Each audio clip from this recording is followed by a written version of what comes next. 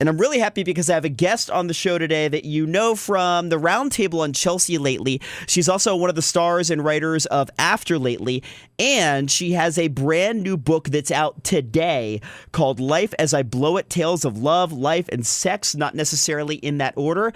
Please welcome Sarah Colonna. Hi, Jason. How are you? I'm very good. It's great to have you on the show finally. I've known you for a little while. Yeah, for a little while, for like 75 years. well, you always joke about being like 80 years old. Why do you do that?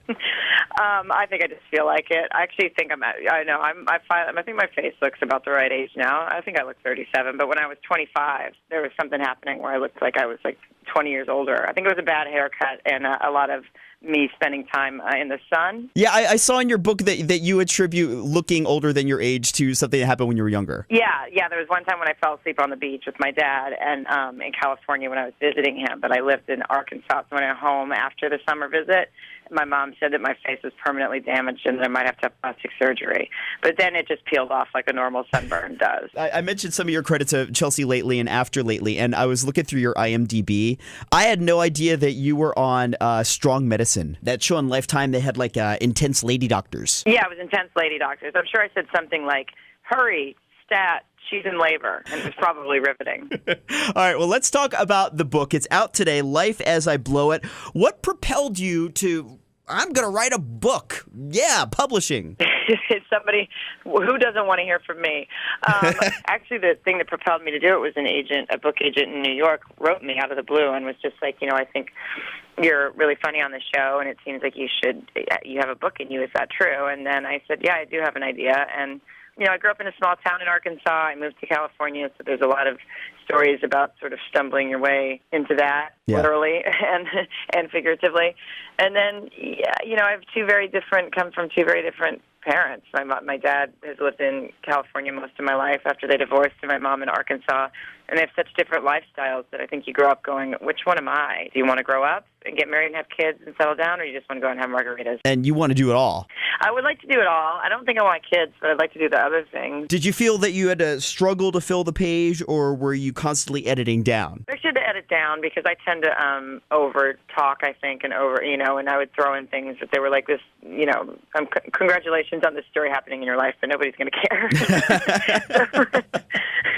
So luckily I had a very good editor. All right, since you do the Roundtable so often on Chelsea Lately, you're so great, I thought I'd bring up some entertainment stories that have been in the news in the past week and just kind of get your take on them. Yes, hopefully I've paid attention. Okay, first one, there was a story that Katy Perry's ex, Russell Brand, was texting Zooey Deschanel, trying to get with her. Really? Yeah, who looks just like Katy Perry. I mean, that's true. She really does. It's her eyes and everything. Yeah.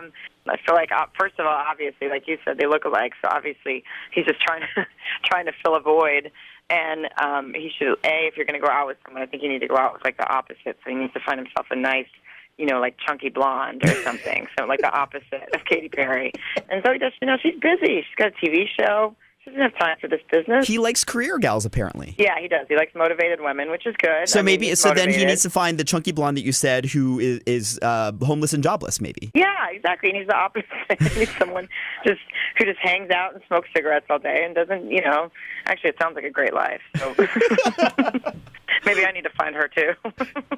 Willow Smith shaved her hair. Well, first of all, last time we saw someone shave their head, that was Britney Spears, and we know how that turned out. So things weren't going. She was walking barefoot, picking up lighters and, like, going into gas stations and I think, doing crazy things, like hitting cars with umbrellas and stuff. But I forgot about that. I don't feel like shaving your head is ever a sign of, like, when you're at your best moment. But since Willow Smith is just a kid, I'll give her the benefit of the doubt and assume she was just like, I just want to do something different. But okay. I do think it's going to be disappointing when she jumps on stage and wants to whip her hair back and forth, and people are going to be like, P.S., you don't have any. And they all collectively just leave at the same time. Yeah, they're like, you can't whip your bald head back and forth. Which maybe that's her new song. I already like marketing. That song, so hopefully that's what she did it for. Okay, last one. Rihanna sent out a tweet last week that said, F you, Satan, F off. How did I miss that? That's all it said? That's all it said. No explanation, like nothing before or after it that will lead you to think, like, what's she talking about? Maybe he stop by. Maybe he wanted to do like her to do a private concert for him or something.